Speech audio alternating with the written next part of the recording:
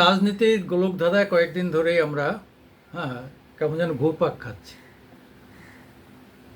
এটাই হচ্ছে মমতা ব্যানার্জি। কী করে খবরে থাকতে হয়, কী করে খবর করতে হয় সেটা তিনি জানেন। ফলে নীতি আয়োগে যখন ইন্ডি জোটের কেউ যায়নি, তিনি শেষ মুহূর্তে হাজির হলেন। এখন অনেকে বলছে যে ভেবেছিলেন যে নীতি আয়োগে ঢুকে একটু ম্যানেজ করবেন প্রধানমন্ত্রীকে ইত্যাদি ইত্যাদি। এটা কতটা সত্য মিথ্যা সেটা অন্য ব্যাপার। কারণ হচ্ছে যে এত মুখ্যমন্ত্রীরা রয়েছেন, তাদের মধ্যে গিয়ে কিভাবে ম্যানেজ করবেন সেটাও জানা নেই, অথবা অন্য কোনো রাস্তা ছিল কি না সেটা নিয়ে আলোচনা থাকতে পারে, কেউ মন্তব্য করতে পারেন, সেটা নিয়ে আমাদের কিছু বলার নেই।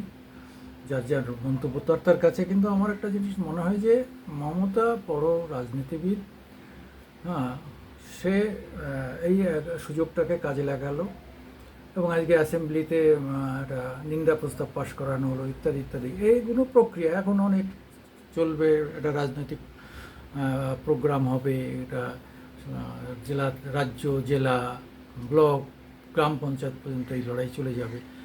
আসলে যখন একটা রাজনৈতিক দল তার কতগুলো এজেন্ডা থাকে, যে এজেন্ডাগুলো সামনে নিয়ে তারা রাজনীতিটা করে। এজেন্ডা না থাকলে রাজনীতি থাকবে কী করে?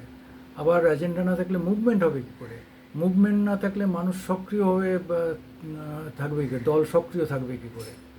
ফলে এগুলো আমরা বরাবর দেখে এসেছি, সব রাজনৈতিক দলই এটা যখন সুযোগ পেয়েছে করেছে। এখন যেমন বিরোধীরা, তাদের সেই শক্তি নেই বলে তারা সীমিত শক্তি থেকে যেটুকু পারে করে, তারা করে না এমন নয়। বিজেপি করেছে, বামেরা করেছে। ফলে এ নিয়ে তাদের মন্তব্য, এখন মিডিয়ায় মন্তব্য করে তারা অনেকে দায় সারে ইত্যাদি ইত্যাদি। কিন্তু যাদের স্ট্রেংথ থাকে তারা এটাকে কাজে লাগিয়ে তারা তাদের নিজেদের বুস্ট আপ করে, নিজেদের অর্গানাইজেশনটাকে। সেই বুস্ট আপের জায়গায় দাঁড়িয়ে শাসক দলের দায়িত্বটা বেশি থাকে, শাসক দলের ক্ষমতাও বেশি থাকে। সে তাদের বিরোধীদের বিরুদ্ধে অনেক প্রোগ্রাম করতে পারবে এবং সেই প্রোগ্রামগুলো নিয়ে তারা মানুষের কাছে যেতে পারবে। মানুষ ভুল বুঝছে, খারাপ বুঝছে, সেসব পরের কথা। তারে 10জনকে বললে তো দুটো গ্রুপ হয়ে যেতে পারে। 5জন বিশ্বাস করবে, 5জন বিশ্বাস করছে না, কিন্তু সেই 5জনের বিশ্বাসটারও তো একটা ভ্যালু আছে।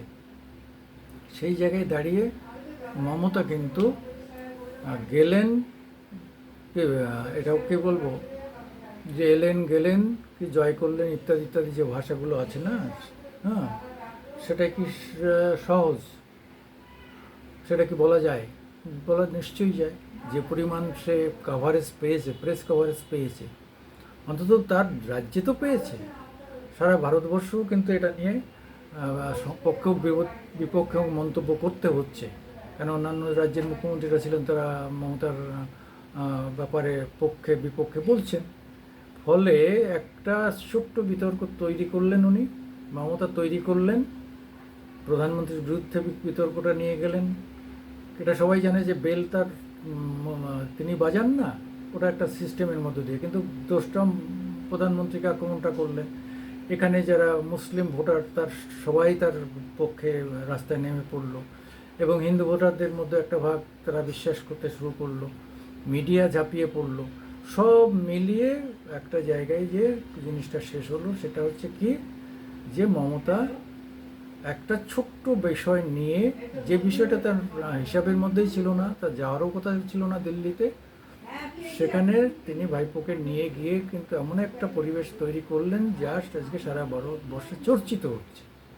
সেটা তার কতটা অন্য রাজ্যে কি নেগেটিভ বলে কিছু যায় আসে না, সে তার রাজ্যে কতটা এটাকে ব্যবহার করতে পারে সেই জায়গাটা সে কাজ করছে। এবং সেই ব্যবহারের জায়গায় সে, আমি বলবো 100 মার্কসের জায়গায় 100 মার্কসে পেয়েছেন। এইবার মানুষ, বিরোধীরা বলছে এটা নাটক ইত্যাদি ইত্যাদি, হতেই পারে, ক্রিয়েটেড হতেই পারে, অবিশ্বাস করার কিছু নেই। মমতা দীর্ঘ রাজনীতি, দীর্ঘ আন্দোলনের মধ্য দিয়ে এসছে, সে জানে কোনটাকে আন্দোলন হিসাবে বের করে আনতে হয়, কোনটাকে কীভাবে ব্যবহার করতে হয়। ফলে আমি যদি ধরে দিই মমতার অভিযোগ 100% মিথ্যা, তাতেও কিছু যায় আসে না। মমতা তার যে রাজনৈতিক অ্যাডভান্টেজ নেওয়ার সেটা তিনি নিয়েছেন এবং মিডিয়াকে খাইয়ে দিয়েছেন, মিডিয়া গড়াতে শুরু করেছে, রোল করছে। আমি সুকুমার দেবনাথ মামাটি মানুষ ইউটিউবের পক্ষ থেকে আপনাদের সামনে কিছু বক্তব্য রাখি। আপনারা আমাদের একটু লাইকস দেবেন, শেয়ার করবেন এবং সাবস্ক্রাইব করবেন। নমস্কার।